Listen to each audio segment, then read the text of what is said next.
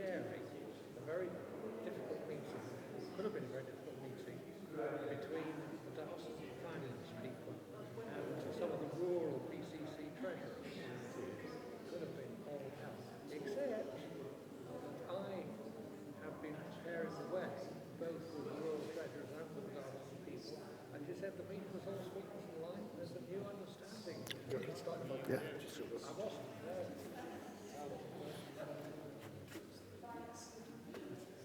Good evening. That'll wake you up. There we are. Good evening, everybody. I'm sorry, I couldn't really test the microphone. I do apologise. Just to welcome you all to our Lent course. I think it's been a wonderful, really great experience so far. Can't wait to find out what happens next. Just say that I think everyone here has been before, but if not, if you need to, the toilets are just through there. And if anything happens that needs to be evacuated, we will let you all know quite easily. Another point, if you're using the microphone to either ask a question or give a point, just say, it's best microphone. You need to put it quite near your mouth and straight on. I could go into a long explanation about directional and interdirectional, different types of microphones, but just listen, basically this one, if you hold it like that, you can be heard. Thank you very much. Thank you.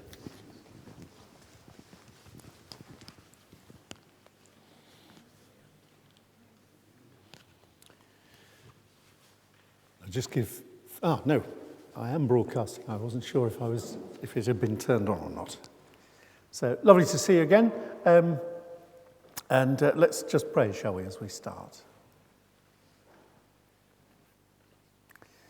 Lord, we thank you for the poems that we've been looking at over the last few weeks, and tonight as we read together one that is about prayer, that is a prayer. We pray that it will become part of our own understanding,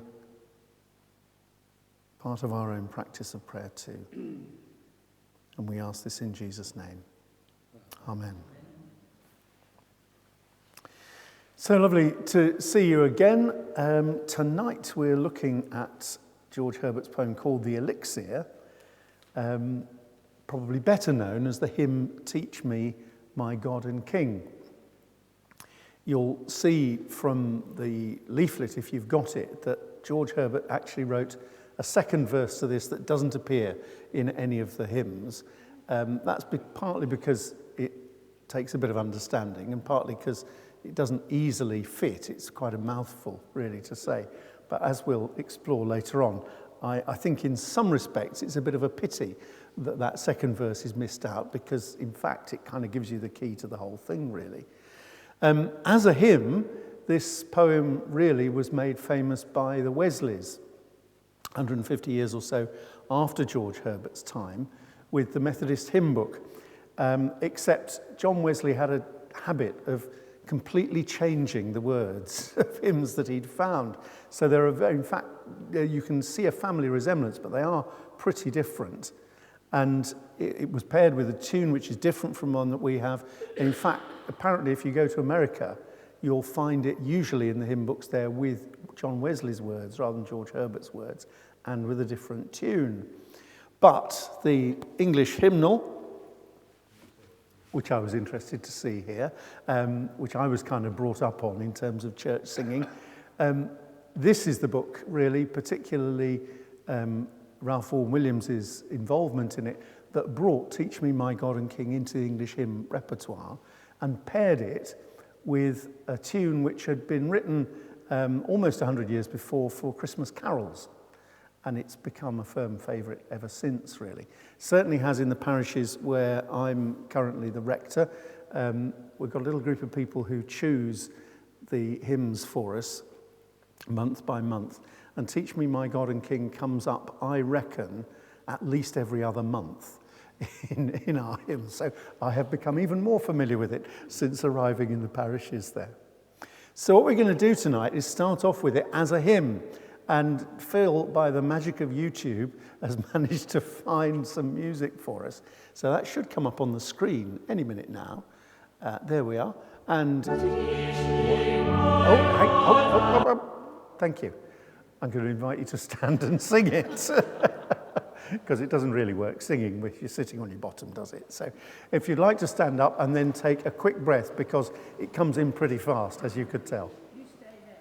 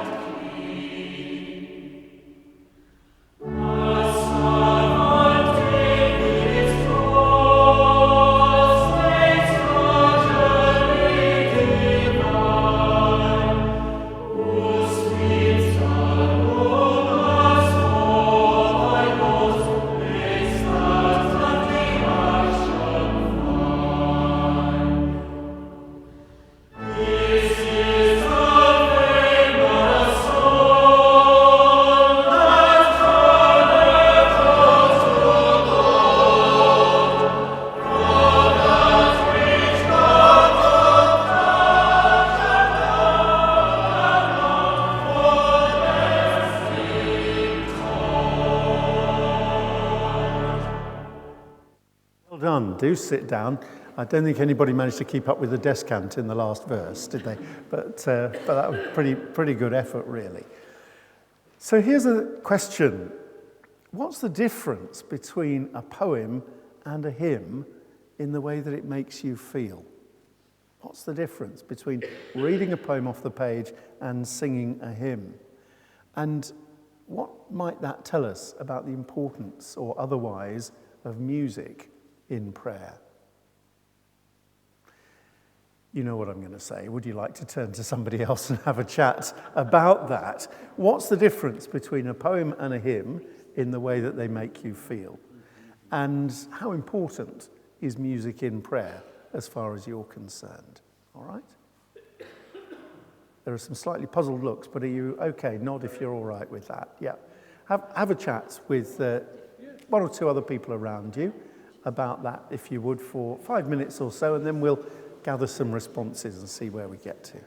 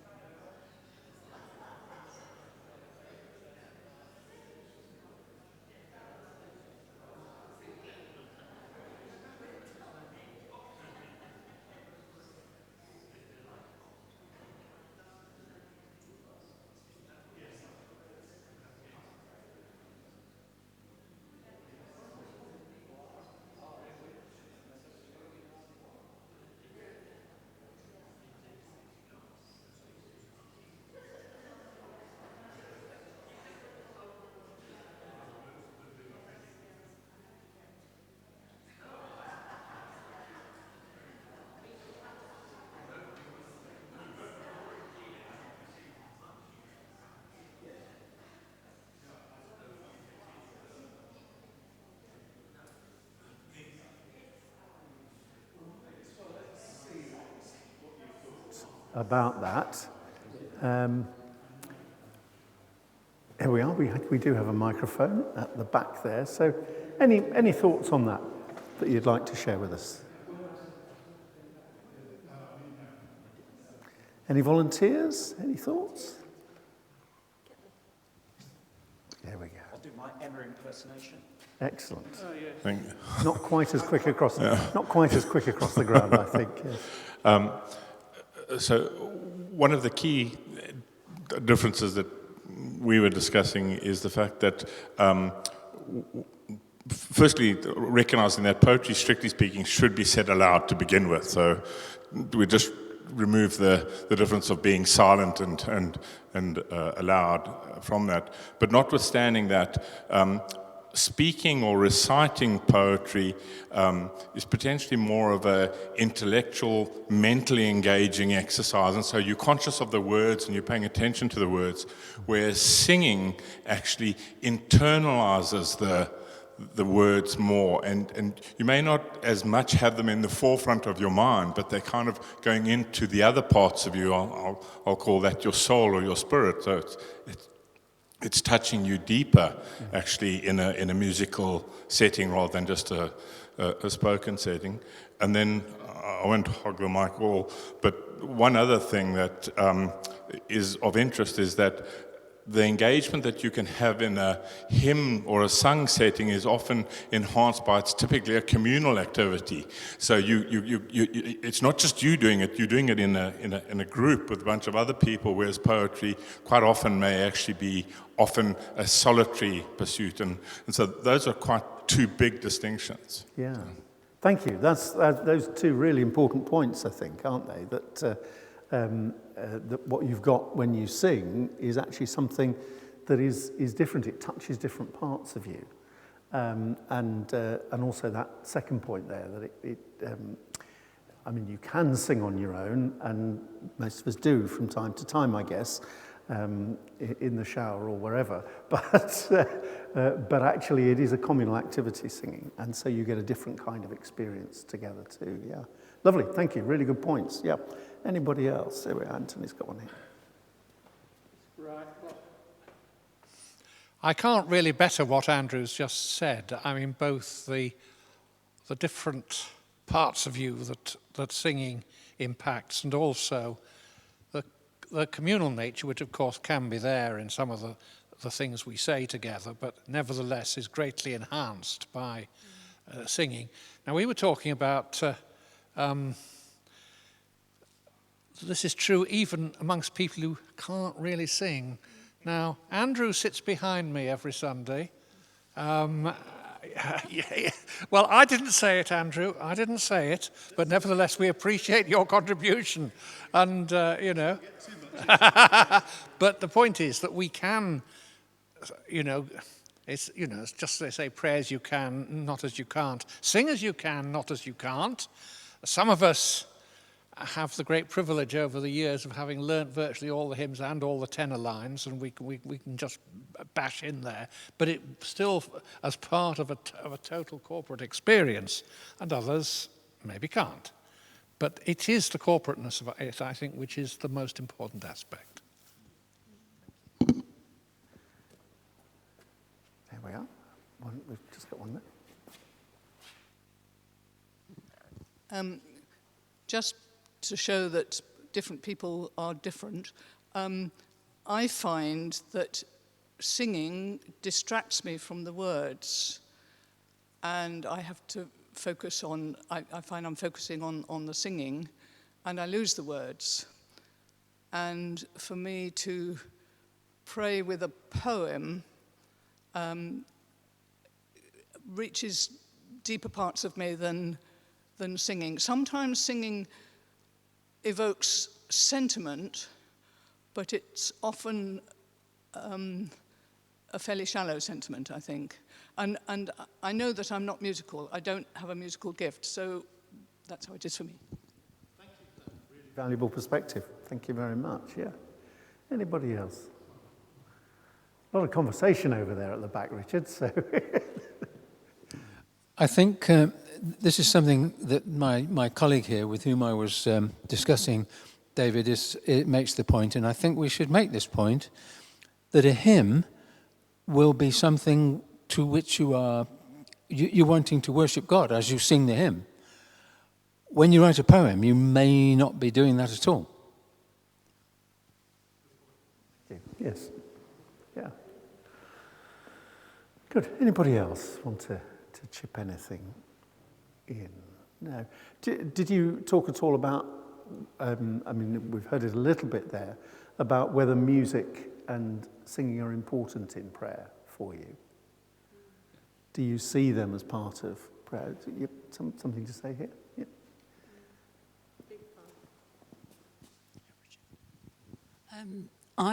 I feel quite strongly that, for me, silence is an important part in prayer, and therefore I find music can be a distraction in that instance. I like things like the Taizé services, which, combine words and silence. And although a choral evensong is wonderful, a lot of the time you're listening and it's beautiful. But yeah, for me it's quite important to have silence. Yeah. Thank you. Yes. That's valuable as well. Yeah. Anybody else? Yes, just over there. As some of you know, I've got 4 children. Well, they're not children anymore. They're in their 50s and early 60s. But it was the hymns and the music that brought them into church. And without that, I don't think they would have known much about God, however much I tried to persuade them to come to church. It was definitely the music. 2 of them were church organists, and one's still in the choir now. So I have a lot to be thankful for with the music that, especially the early church music, which they really enjoy. And it's been great for my family. Sounds like a job well done. Yes. That's good. Good. Okay. Lovely. Well, thank you for all of those.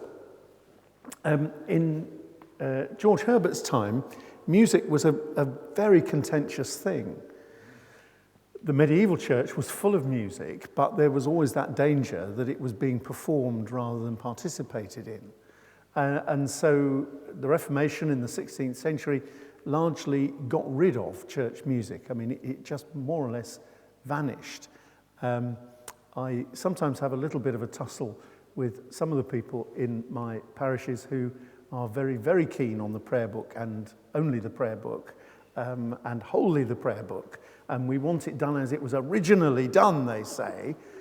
To which one of my answers is, well, okay, we'll get rid of all the hymns then. Oh, you can't do that. Well, you won't find any hymns there. I mean, if you know evening prayer, you'll know that there's that little bit that says, in choirs and places where they sing, here follows the anthem.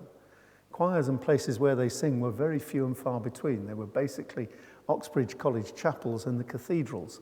But outside that, in your average parish church, there would have been very little music. You might occasionally have had a metrical psalm, so a psalm put into usually not very great rhyming couplets, and sung perhaps at the beginning and the end of morning or evening prayer. But apart from that, nothing there at all. And everything we know about George Herbert suggests that he was not happy with this. We came across last week some of the things about his family and his mother particularly, and how she used to get the whole household singing psalms together on a Sunday evening. George Herbert's brother, Edward, Lord Herbert of Cherbury, quite a well-known philosopher and all sorts of things, was also pretty well known for his music. Edward Herbert was not slow in telling you how great he was at things. If you ever read his autobiography, it's one of the most boastful books you will ever read. I mean, to the extent that you begin to think, is this a parody? Because he's trying to prove what a fantastic perfect gentle knight he is. But amongst the things that he claims there is to have been one of the foremost lute players in the country, and things like that. His lute book is, I think, lost, which may be a mercy, but nevertheless, he published it. George Herbert, we know, also was a very accomplished lute player too, and had the experience of growing up almost always in a situation where there was church music around him. So his experience was quite different from the average one. As a boy at Westminster School, they would have been part of the sung services in the Abbey, which continued there after the Reformation. College Chapel in Cambridge, almost certainly he was part of the singing there too. And later on, those last few years of his life, when he was at Bemerton, just outside Salisbury, we know that he walked into Salisbury along the river in order to be part of the choral evensong and so on there, and was part of a musical group that used to meet in a house there. But it means that by his time, actually a lot of what you found that was, as it were, religious music, religious singing, was not so much in the churches, but frequently more like what we would think of perhaps as folk music, and being sung by small groups together in a domestic setting. And it looks as if a fair number of his poems were written for that kind of setting, really. But unfortunately, we've got no music, no original music at all to any of the poems that we've got. This one in particular, though, because it's regular in its metre and becomes quite easy to sing, as we've already found out tonight, is one of the good candidates for that. There's a lovely story in Isaac Walton's Life of George Herbert, where he's talking about the last few days of Herbert's life, where he was really very poorly, confined to bed and so on, but on the Sunday before he died, Isaac Walton says he rallied and called for his lute and sang for a little while that Sunday evening, perhaps harking back to those days of boyhood when, with the rest of the family around him, they had sung their praises to God together. So there's no doubt that actually music was a really important part of spirituality for him, I think. There's also a lovely phrase by one of his contemporaries who described him as a soul composed of harmonies. A soul composed of harmonies. And I think that's talking not just about musical harmonies, it's also about the kind of integration of the person as well towards the end of his life. But that's not a bad epitaph to have, is it? A soul composed of harmonies. Keep it for your own tombstone if you want one. A little more about George Herbert and music next week, but let's have a look at the poem itself for this week, shall we? Notice that whereas the previous poems we've looked at in these Lent sessions, with Love 3, it was about an encounter with God. The Collar was about an argument with God, and both of those I described as mini-dramas. And prayer last week was a description of prayer ascending, but this is actually a prayer. It addresses to God, "Teach me, my God and King." It's a plea, isn't it? And one of the key things in it that you can see in that very first verse is that it's about seeing and doing. Teach me in all things thee to see, and what I do in anything, to do it as for thee. And that connection between how we see things and what we do as a result runs the whole way through this poem. Seeing and doing, perception and action. But before we actually get into analysing it, let's just listen to it again, including that slightly contentious second verse. It's called the Elixir. Teach me, my God and King, in all things thee to see, and what I do in anything to do it as for thee, not rudely as a beast to run into an action, but still to make thee prepossessed and give it his perfection. A man that looks on glass, on it may stay his eye, or if he pleaseth, through it pass, and then the heavens espy. All may of thee partake. Nothing can be so mean, which with his tincture for thy sake will not grow bright and clean.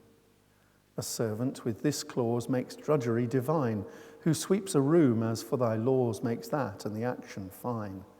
This is the famous stone that turneth all to gold, for that which God doth touch and own cannot for less be told. It works well as a hymn, but I wouldn't mind betting that virtually every congregation that sings it hasn't got a very deep clue about what it means, because it is quite a complex poem, and in some respects it's quite surprising that it's caught on quite as strongly as a hymn as it has.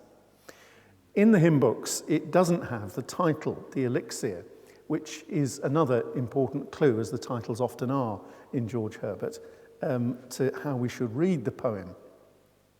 The elixir of life is the kind of thing that it seems to be talking about. And at Herbert's time, the elixir of life was about the hunt for the fundamental principle of life. It was the theory of everything of his own time. And hunting for that elixir, what is the crucial thing about the whole of creation? What's the essential element there? That would have been the talk of the common rooms of Cambridge when he was at the university there. And alchemy, the transmutation or transformation of life, was at the heart of this idea of the elixir. We think of alchemy as turning base metals into gold, but that was actually only part of it. Really, the whole alchemy project, searching for the elixir of life, was about seeking for longer life, for immortality, to trying to discover the secret of life, of actual being, really. And alchemy, and talking in alchemical terms, was quite a feature also of John Donne's poems as well. We tend to think of alchemy as magic and something medieval, but it was woven into early modern thinking, and as much as there were traces of it in medieval times, it also gained a big boost during the Renaissance by the rediscovery of classical learning. And a lot of classical learning actually passed on elements that were used in the kind of thinking that was part of understanding alchemy. And nowadays, historians tend to think that the early development of science, even though it wasn't really called science at the time, was particularly aided by the idea of experimentation, the experience of experimentation that alchemists practiced. They tended to experiment with things in a way that the natural philosophers, which was largely what science was called at the time, natural philosophers tended to be concerned with theory rather than practice, whereas the alchemists got on with their equivalent to Bunsen burners and all that sort of thing, and were actually doing the experiments as well. It's perhaps a little bit of a shock to discover that Isaac Newton, extraordinary scientist, great pioneer of all sorts of new kinds of understanding, born in 1642, so 9 years after George Herbert's death, Isaac Newton spent 2 decades of his life on alchemy and actually wrote more notes about his alchemical experiments than he did about the things that he's far more famous for. Alchemy and working out what it meant, this hunt for the essence of life and so on, was also a really important part of the development of medicine, an influence on how we understood the body and so on. So it's important to bear that in mind, because this tradition, alchemical tradition, is a really vital part of the background to this poem. Perhaps we could have the slide, Phil. Oh, no, not that one. That one. There we are. Just some pictures to amuse you about alchemy, really. Europe had been transformed in the late 15th and early 16th century by the discovery of the New World, as we know. That meant the discovery of the Americas, really by Spain, the Spanish. What the Spanish really discovered was not so much a new world, but gold. And the supply of it enabled Spain to suddenly become a superpower, dominating Europe. One of the attractions of the New World was that there was gold to be mined there. But in the way of thought that prevailed at the time, they weren't just looking to dig, as we would now, a finite amount of things out of the ground, thinking that, there it is, it's lying there as part of the geology. This is a world where geology hasn't really been born as a science. And so there was a way of thinking, which, when you think about it, is actually quite reasonable, that because they knew that minerals, gold, silver, copper, and so on, spread through the earth, and when they were mined, you found seams of them that looked as if they were branches of trees, that actually these minerals were growing. Well, if you find something growing and you can isolate the seed of it, you can transplant it and make it grow somewhere else, can't you? So one of the great things about discovering this whole new lands, as far as they were concerned, across the Atlantic, was that maybe they would be able to dig down far enough to find the seed of what was creating gold. And if they could do that, they'd found one of the great secrets, really. They thought it might be something organic. The kind of idea is of trees, if you like, growing beneath the earth. England was at war with Spain between 1587 and 1604, and during that period, the Spaniards were doing the hard work of digging the gold out, putting it on ships and sailing it back across the Atlantic. And the English and Scottish and Welsh and probably Irish as well simply lay in wait for them where they could and managed to capture the ships. So the Spanish had done all the hard work, but if you could capture a Spanish treasure ship, Spanish gold ship, you were pretty well made. Peace came in 1604, shortly after James I had come to the throne of England. And that was a bit of a problem, because suddenly all the enterprising sea captains, privateers, or we might call them pirates really, were no longer allowed to stop these Spanish ships and grab the gold from them. So how were they going to find new supplies of gold? Well, that meant that they started their own colonies, because they knew that if they were able to dig hard enough, surely they would find gold there. So another slide, I think, can come up. There we are. Just in case you don't know what a ship looks like, there's a picture of one of the ones that sailed across as part of the Virginia Company, which was established, and the main settlement of Jamestown in 1604. And as I've mentioned before, George Herbert's family were closely involved with the Virginia Company pretty much since the beginning. The leader of the expedition to Virginia was a man called Christopher Newport. He's got the same surname as George Herbert's mother, Magdalene's maiden name. And although I can't establish any relation, I wonder whether there was some kind of family connection on that side as well. Christopher Newport's an interesting character. This is completely off topic, but you might be interested to know that he'd lost his arm below the elbow.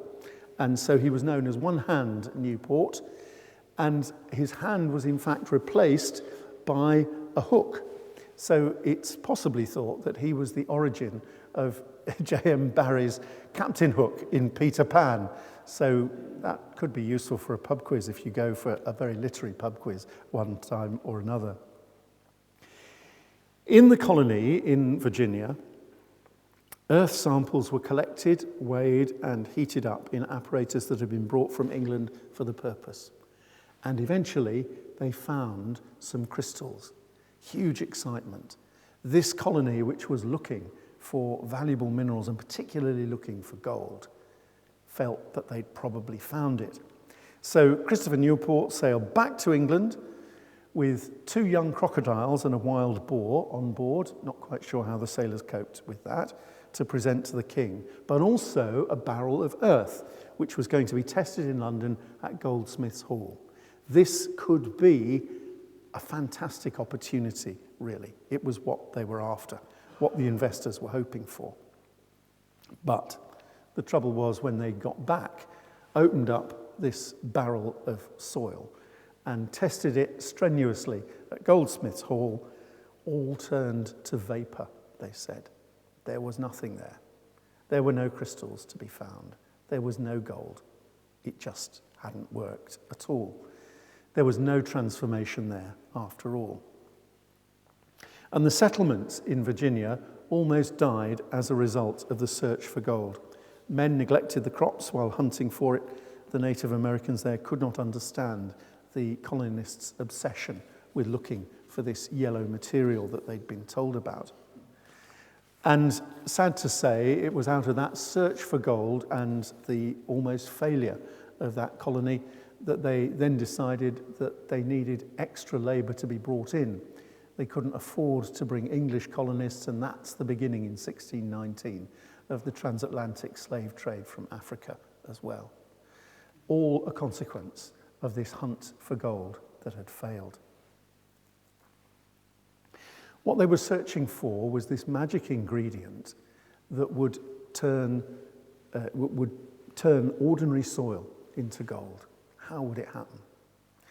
And as they talked about that, looked for that elixir, the other name for it is that they were looking for the philosopher's stone, a substance which could transform all things, the principle that lay at the heart of everything. Isolate that, the principle of life, and the world would be changed, they thought. And all of that stuff lies in the background to this poem. There are actually 3 versions of this poem, and we can tell as a result that George Herbert worked hard on this poem. It was trying to get at something that really mattered to him. So let's have a look, having thought about the background a bit, actually at the poem itself and get into what it's about.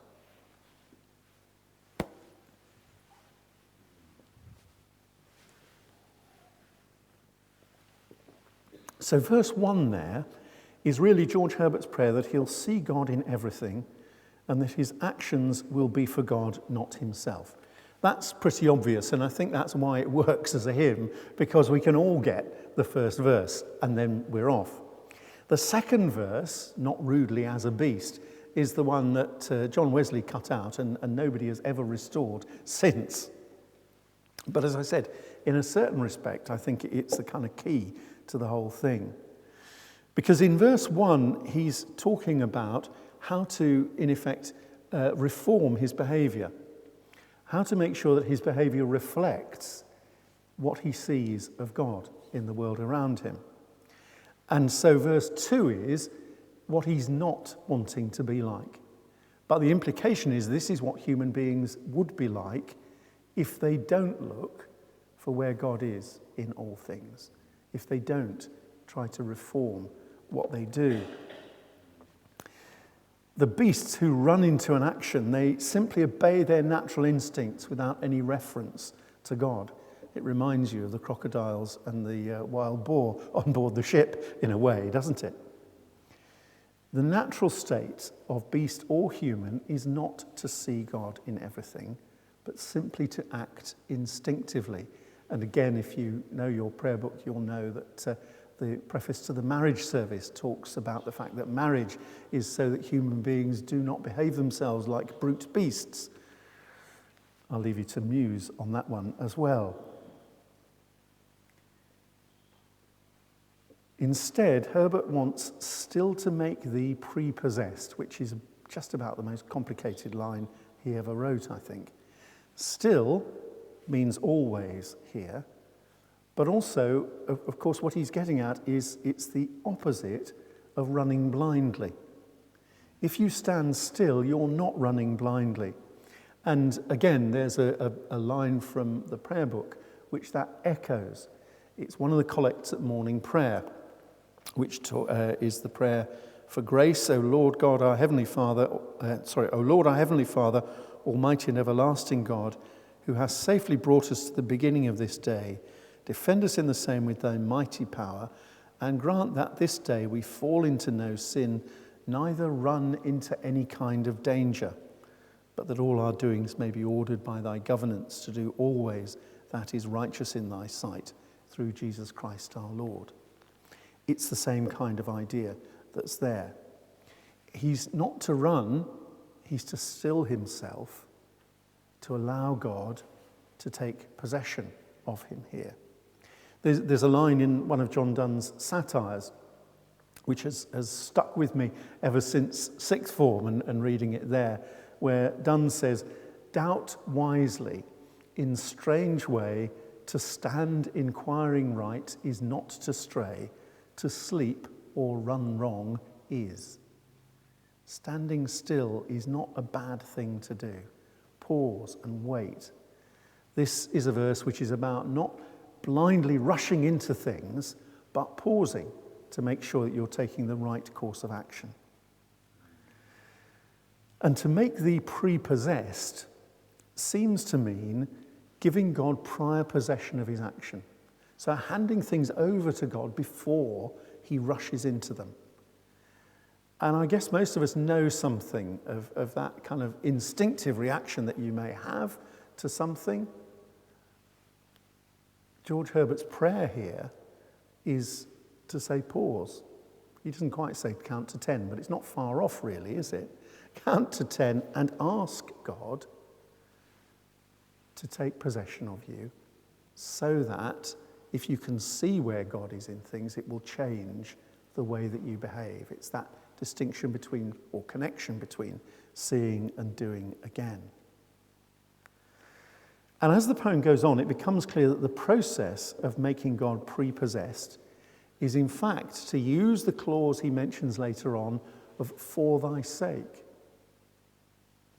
If you think before you do something, am I doing this for God's sake?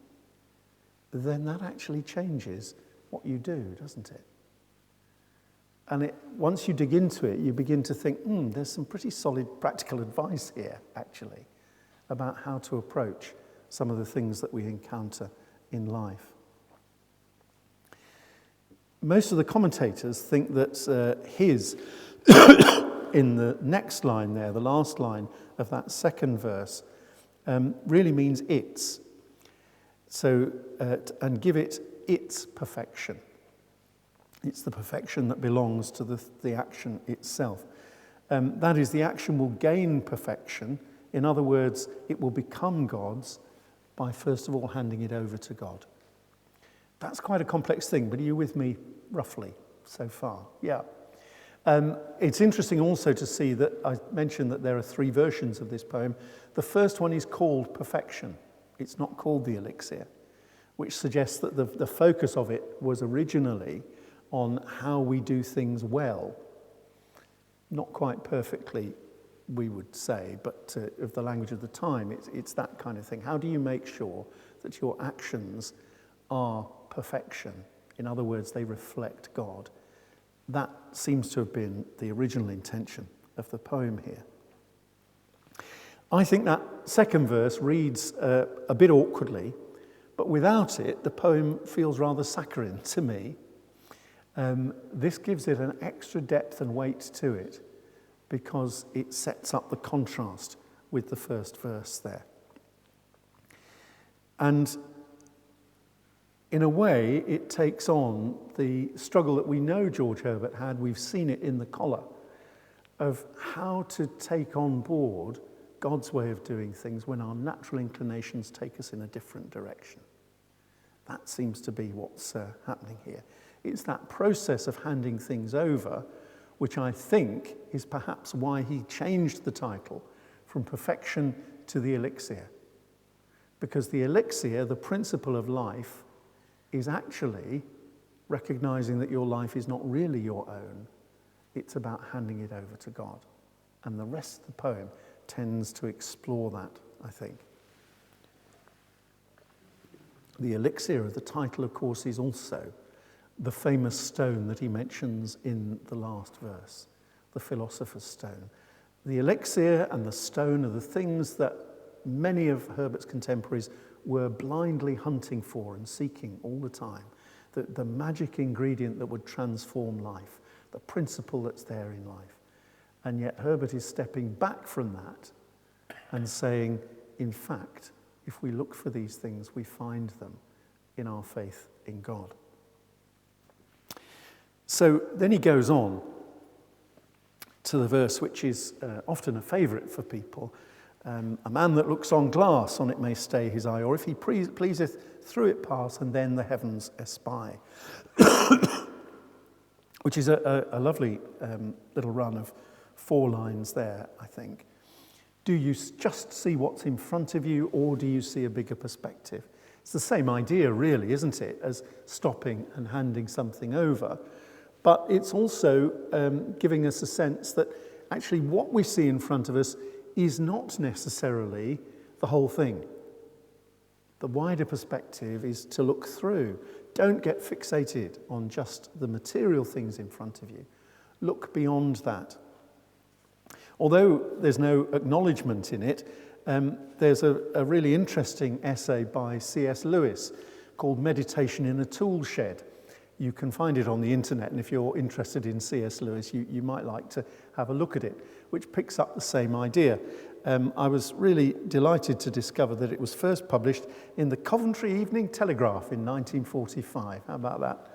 It's in his book, God in the Dock. But let me just quote you a little bit of it, because I think it picks up on this idea brilliantly. I was standing today in a dark tool shed, he says. The sun was shining outside, and through the crack at the top of the door, there came a sunbeam. From where I stood, that beam of light, with specks of dust floating in it, was the most striking thing in the place. Everything else was almost pitch black. I was seeing the beam, not seeing things by it. And then I moved so that the beam fell on my eyes, and instantly the whole previous picture vanished. I saw no tool shed, and above all, no beam. Instead, I saw, framed in the irregular cranny at the top of the door, green leaves moving on the branches of a tree outside. And beyond that, 90-odd million miles away, the sun. Looking along the beam and looking at the beam are very different experiences. And he goes on to talk about that and the way in which our modern ways of thinking often concentrate purely on looking at the beam, or as George Herbert would say, looking at the glass, not looking beyond them for the significance and perspective that they can give. Then in this poem, I think there is a turn as we move on to that next verse about all may of thee partake. All may of thee partake. Thee is a really important word in this poem, I think, because it is that prayer, teach me, my God and King, in all things thee to see. All may of God partake. All actually have the opportunity to know, to understand, to participate in the action of God. And if you think about it, of course, that's a contrast to the people who are delving into alchemy and all that stuff, which was really only for the really, really intelligent who discovered the secret and usually managed to make quite a lot of money out of it if they thought they'd got it. It was for the adepts, really. It goes right back to the ideas of the Gnostics in the New Testament or post-New Testament period, really.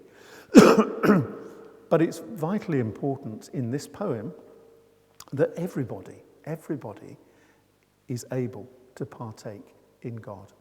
It's not just the chosen few. And nothing can be so mean which with his tincture for thy sake will not go bright and clean. And the tincture, again, is another alchemical word here, because the tincture was where you had managed to distill something down so that you finally got the essence of the whole of life, the essence of being. If you know the word quintessence, then it's looking for the quintessence. Essence was meant to fall into 4 parts. So quintessence is the 5th part that actually lies beneath all the other 4. That's what this tincture is. If you're looking for the tincture as an alchemist, you're looking for, isolating the special thing that makes all the difference, similar to the elixir, similar to the philosopher's stone. But actually, what you get here is George Herbert saying, the tincture's really simple. For thy sake. Said as you think about and reflect and pray about what your action should be. Let me do this, Lord, for your sake. And then things perhaps become different and plainer for us. Then the verse about sweeping a room, which sometimes gets missed out of modern hymn books because we don't like to talk about people doing menial tasks, and I can understand why that's the case. It assumes that you've kind of got servants, and George Herbert had a few in his rectory at Bemerton, but I think there's more going on in this verse than that. It's about the fact that doing a menial task like sweeping a room is enough. Life does not need to be about getting gold and grasping the answer to life. Something relatively small and simple can be given dignity and meaning if you've got that tincture, for thy sake, as part of it. Who sweeps a room as for thy laws makes that and the action fine. I don't think this is about justifying drudgery, if you see what I mean, but it is about recognizing, again, that properly understood, being part of God's great movement of love in the world means that nothing is left out of what God is doing. It's available to everybody. It's not that kind of elite opportunity that you might otherwise think. And then that last verse, which I think people love, even though it's not necessarily very well understood. This is the famous stone that turneth all to gold, for that which God doth touch and own cannot for less be told. I don't know about you, but I think George Herbert is one of the best finishers as a poet that you'll ever get. The last lines of these poems are just so beautifully turned that they provide that sense of closure in a way that often other poets struggle to do, I think. And he does it again and again. What's the true gold? It's knowing that you are loved and valued by God. It's the thing that lies underneath love bade me welcome that we thought about the first evening together here. What are real riches? It's living a life that is fulfilled by the calling of God, not about hunting for other things, that restless seeking after all sorts of other stuff. There's a little poem that Herbert wrote that hardly anybody has ever noticed much, called Avarice, which is really an attack on money. He shouts at money. It's a very unusual poem for him because most of his poems, as we know, are written in some sense to God. That poem is an attack on money, in fact, and it's all sorts of images of mining and so on, and worth a look at if you want to follow up the ideas of what he thought about money. Through much of his life, he was seeking financial security. There was enough by the end of his life to live not a grand life, but a sufficient one. And I think there is a sense of having reached a point of balance at that point in his life at the end, and perhaps that's where these thoughts come from.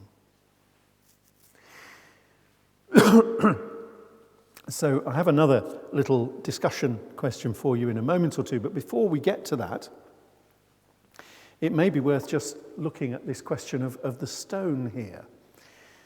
Because as he talks about the famous stone that turneth all to gold, at first sight that's the philosopher's stone. You know, this thing that's the elixir, that's the tincture, you know, the magic thing that lies at the heart of the universe, really. But of course, Herbert, with his extreme awareness of the meaning of words, is also talking about something else or alluding to something else here. You've already got what it is, isn't it? If you look in the Bible, what or who is the stone? Stone that the builders rejected. Stone the builders rejected. Who is it? Jesus, exactly. It's, you know the story about the primary school, don't you? Primary school assembly where the vicar says what's small and grey and eats nuts, and the child gets up and says, well, it must be Jesus, but it sounds quite like a squirrel to me. Yeah, the stone, when we read through the Bible, the stone that the builders rejected, the verse that we hear several times, is applied to Jesus. Read through the Old Testament, you'll find particularly in Isaiah, that God is described as the rock or the stone, in the Psalms as well. That's, I think, where Herbert's gone here. When you want to look for where the stone is, you will find it in Jesus. You won't find it hunting in Virginia or South America or wherever. Actually, the principle that lies at the heart of the universe is there in Jesus. And there's also seems here to be an allusion to Paul's letter to the Colossians particularly. There's a passage in chapter 3 there that says, "Whatsoever ye do in word or deed, do all in the name of the Lord Jesus, giving thanks to God and the Father by him." And in chapter 1, verse 17, it talks there about, talking about Jesus. He's the image of the invisible God, the firstborn of every creature. He is before all things, and this is the authorized version, by him all things consist. But as we know, Herbert was a great linguist, and the Greek word that lies underneath that, translated otherwise as in him all things hold together, is in fact istemi, from which we get the word system, which I quite like. So in him all things consist, all things hold together. The whole universe has its coherence, one of the commentators says. Or Jesus is the system, if you like, the root. He's at the root of the system of the universe. These seems to be things that that George Herbert's getting at here, really. And if you think back to Love 3, that first poem we looked at, that maybe is quite a good example of the sort of thing that Herbert's talking about here. A mundane event which God shines through. So, here's a question for you to discuss for a few moments. Is there a mundane event where God has shone through for you? Or what do we hunt for like the gold of 17th century alchemy? They were hunting for the elixir, the philosopher's stone, the thing that would change everything. What do we do? But if you look at that second question, try to make it your discussion not just about blaming others, turn it back on yourself. What are the things that you hunt for that motivate you, that might be your elixir of life or philosopher's stone, but which can distract you from actually having God for his sake at the heart of what you do? With me? Yeah? Well, that's some pretty broad things to talk about, so talk about those, or the price of fish if you'd rather.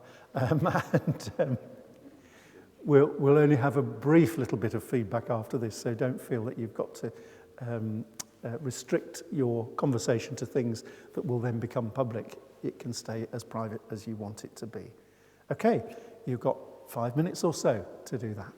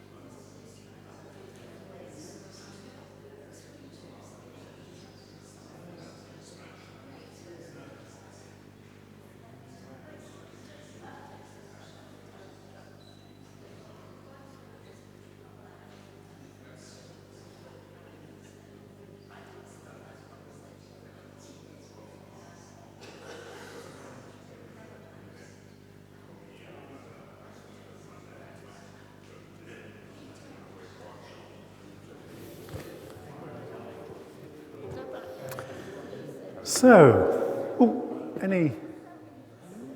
any quick thoughts or responses for that? We've got the mic coming round again. Anything you would like to share with the wider group?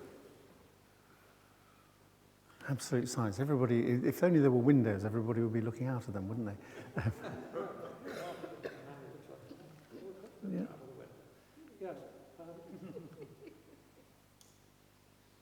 No? Yes, John has.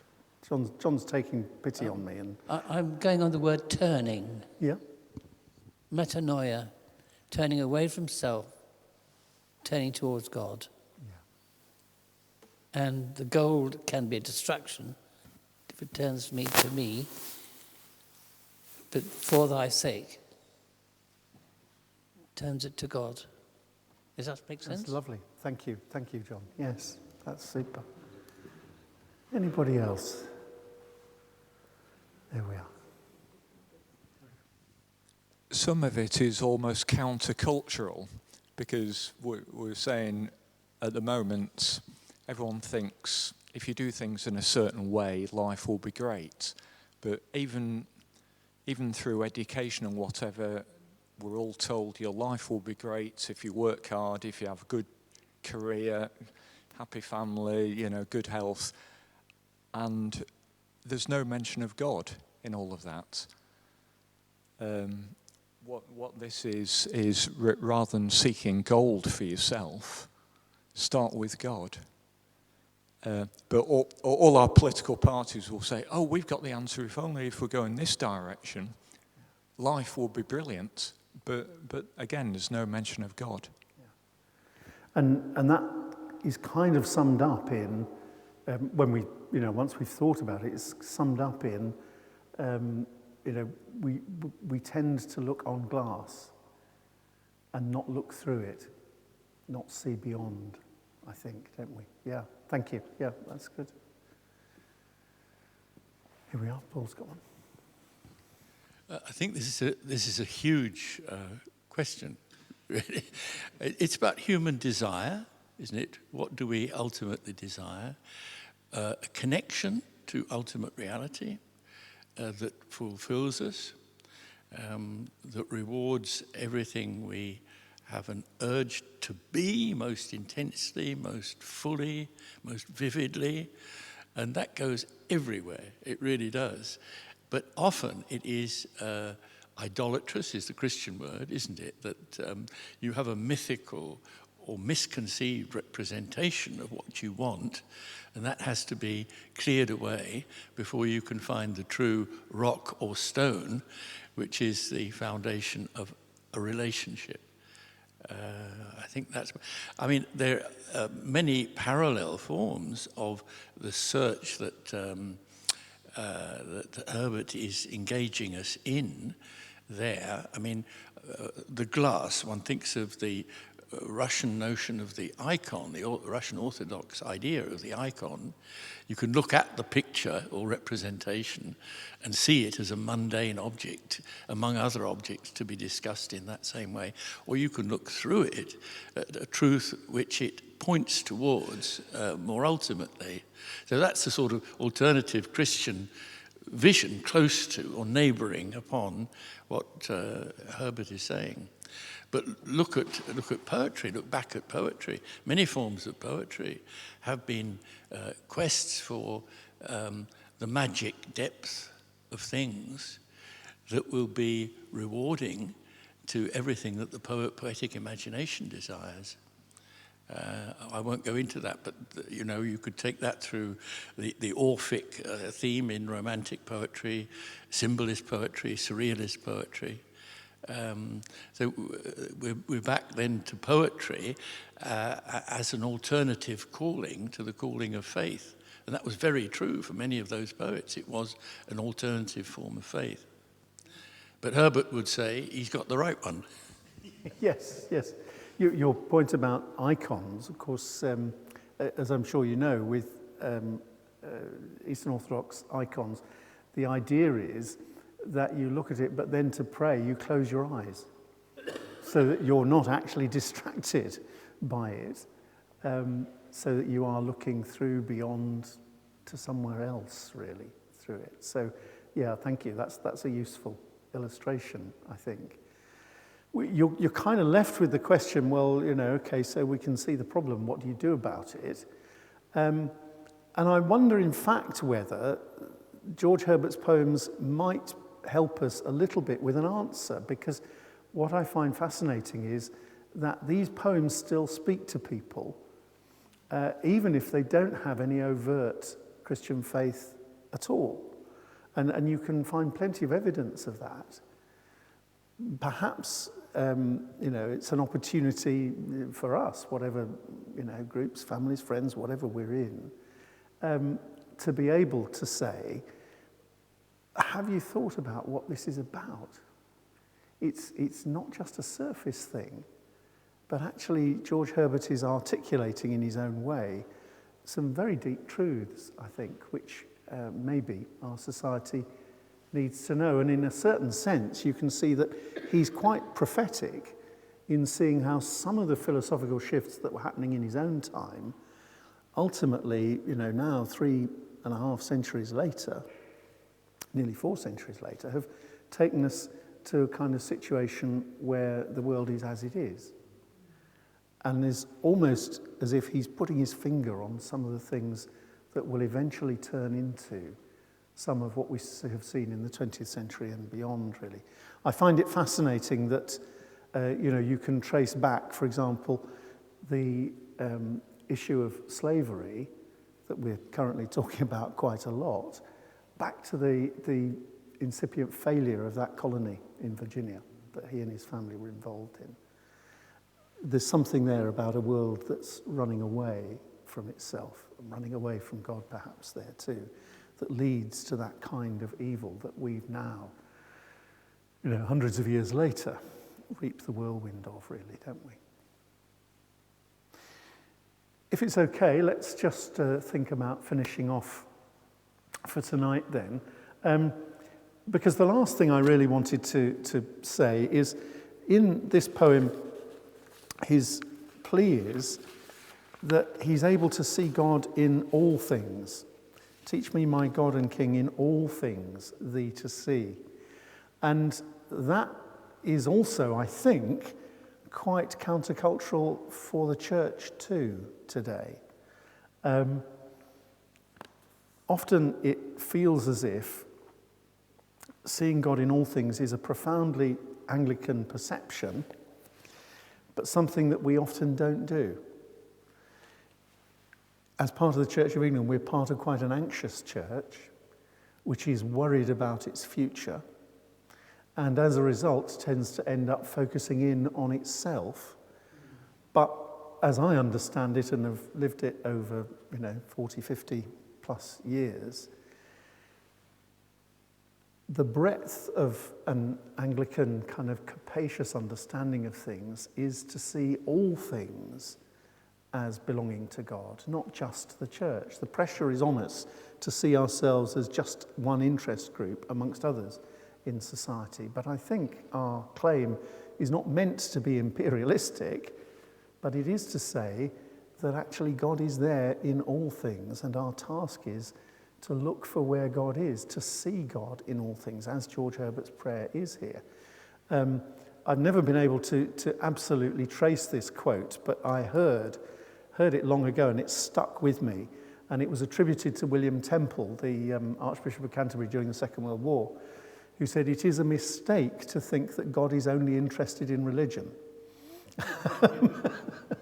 and I like it because it underlines for us that God is there in all aspects of culture, and art and music and all sorts of other things as well. Not just in those things, in industry as well, and just the whole world, really. Where do we see God? That's really George Herbert's prayer here, isn't it? To open the eyes of the heart, really, to see that God is there, that Jesus Christ is the coherence that is at the heart of the whole universe, really.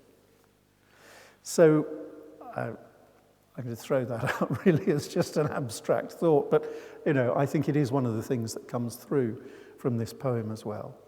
And it's about seeing God at the root of all things and the way in which, when we see God like that, it changes how we behave. There is this connection here for Herbert between seeing and doing, between perception and action. His favourite theologian, Augustine, of course, had got there first.